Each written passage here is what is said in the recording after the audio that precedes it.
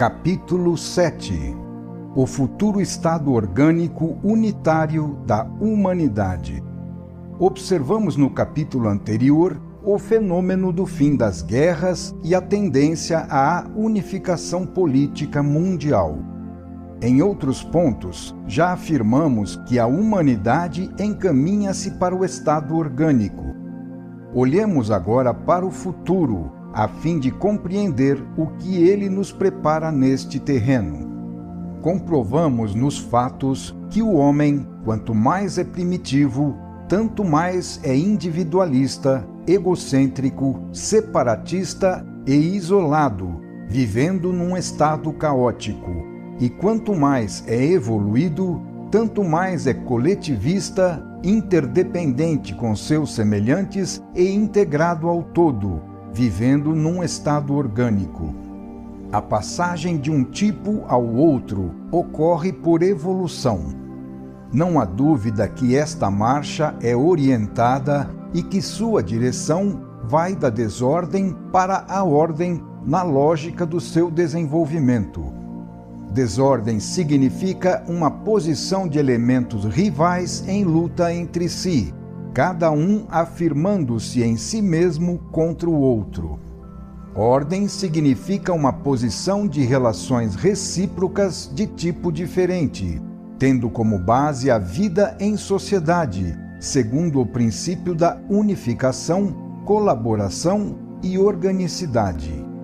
Queremos observar aqui como a vida passa do primeiro estado ao segundo, ou seja, como do individualismo até agora vigente, baseado na luta pela seleção do mais forte para exercer o comando, passa-se ao colaboracionismo, baseado no método da cooperação pacífica para o interesse comum.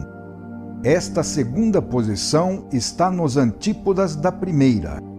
Como é possível, então, num ambiente onde domina o regime de caos, transformar a luta em colaboração? Como conseguir implantar aí um método de vida unificado e orgânico?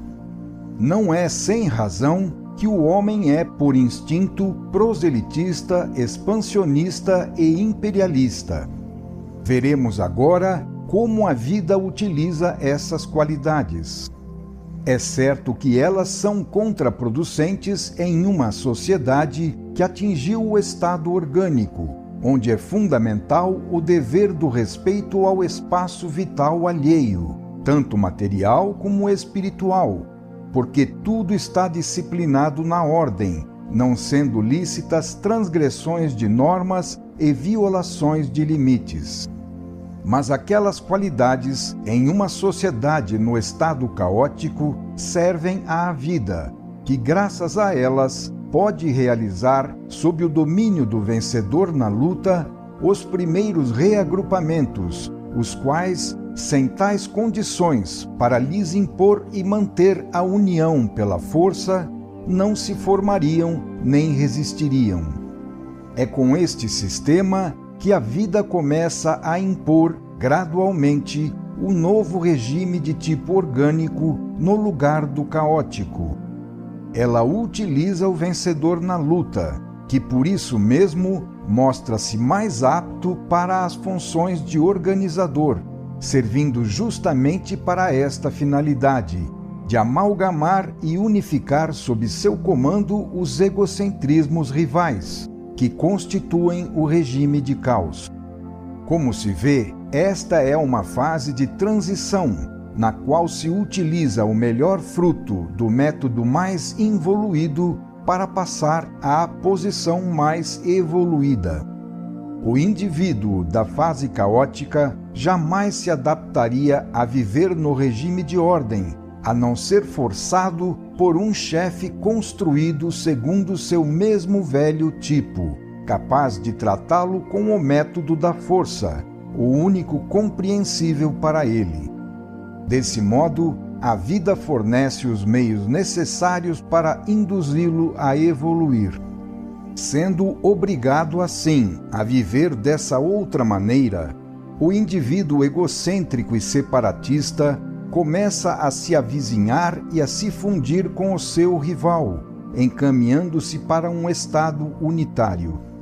Mas, dado seu tipo, era necessária para ele uma educação imposta à força, a fim de que assim, habituando-se, assimilasse e aprendesse a viver o novo modelo. Uma educação imposta por um amo vindo de fora, para que depois ela descesse do exterior para o interior, a fim de ser assimilada através de longa repetição, até se tornar um automatismo, um novo instinto. Esta é, na verdade, a técnica que a vida adota para a formação de novas qualidades na personalidade. É fato que o ponto de partida do atual salto à frente é o homem do velho tipo, construído no passado, e também é fato que a vida não dispõe de outro. Esse homem não é racional, inteligente e planejador, como o futuro tipo, mas sim um ser movido apenas por seus instintos. Dado tudo isso, nada mais resta à vida para dar aquele salto a não ser utilizar, tal qual ele é, o único material de que ela dispõe, aplicando os seus métodos para modificá-lo. Tratando-se de instruir indivíduos do tipo rebelde, é lógico que esse trabalho não pudesse ser feito senão por férrea imposição. O raciocínio e a persuasão não servem para esse nível.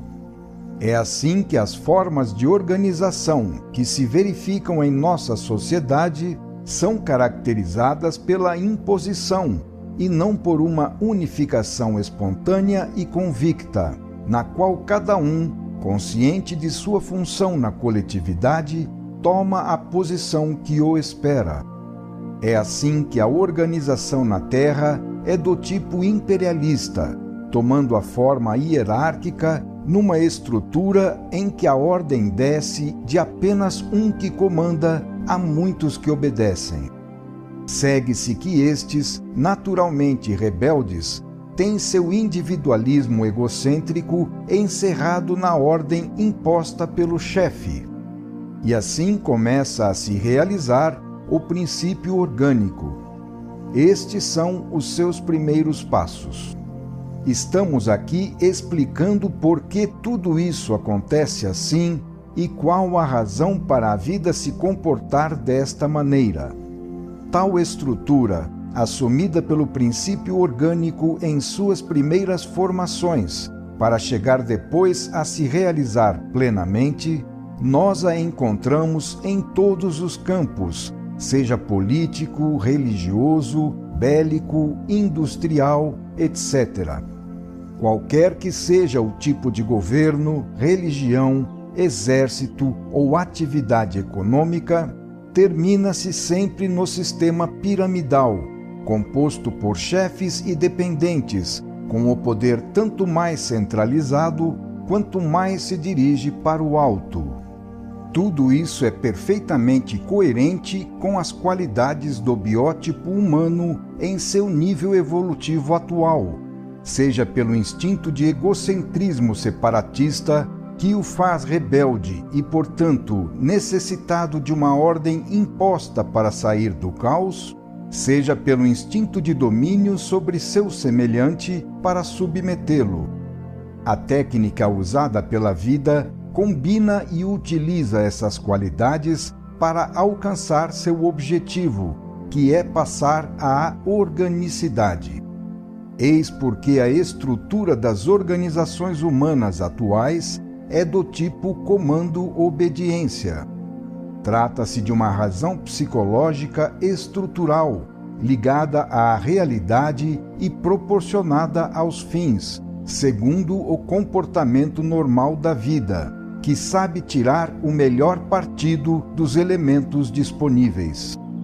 Assim, utiliza-se o individualismo para cumprir a função de chefe, a seleção do mais forte para escolhê-lo e a prepotência do dominador para subjugar e enquadrar os rebeldes na ordem, aproveitando-se assim as próprias qualidades do caos para construir o estado orgânico.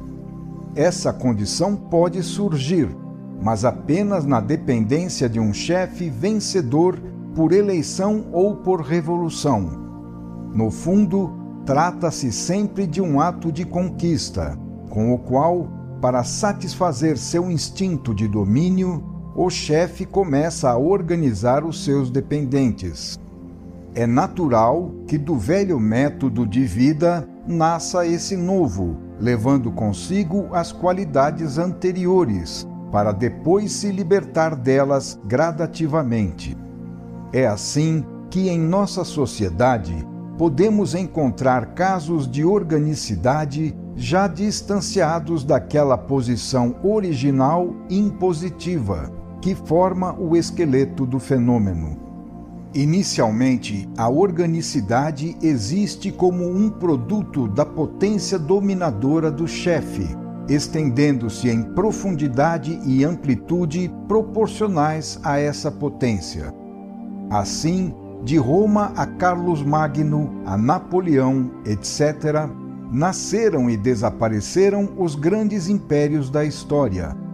Sobre o mesmo princípio, baseia-se a solidez do grupo familiar e de outros, de dimensões sempre maiores, como instituições, associações, partidos, religiões, nações, etc. Como se vê, existe uma graduação unificadora sempre mais vasta, que tende a se desenvolver, admitindo um número sempre maior de elementos. Notamos, então, que o princípio de unificação é um fato positivo que está se realizando. Trata-se de um fenômeno que funciona e vai se impondo. E unificação sempre mais vasta implica em organicidade cada vez mais complexa e completa. Assim, avança-se também neste sentido. Deste modo, os elementos dispersos no caos começam a conhecer o novo estado de ordem que os aguarda e habituam-se a viver nele, veem as suas vantagens e assimilam as suas qualidades, aprendem a arte da convivência e da colaboração, encaminhando-se gradualmente para a coletivização. É assim que, pouco a pouco, o indivíduo, de egocêntrico separatista, vai se fazendo orgânico unitário, assimilando as qualidades necessárias para isso. Eis a técnica do fenômeno. Esta é uma das vias pela qual a lei se manifesta, realizando a evolução. O resultado final que nos espera no futuro é o estado orgânico unitário. Resumindo tudo o que dissemos neste capítulo e no precedente, temos as seguintes conclusões. Primeira, o homem no futuro terá uma vida inteligentemente planificada, na qual muitas dores poderão ser previstas e evitadas, eliminando-lhes as causas. Segunda, o mundo caminha para a abolição das guerras. Terceira, o futuro nos reserva o estado orgânico unitário da humanidade. Eis alguns aspectos da imensa revolução que se realizará no terceiro milênio e que levará a humanidade a viver em um nível evolutivo mais avançado, inteligentemente orientada segundo o funcionamento da lei de Deus. Final do capítulo 7.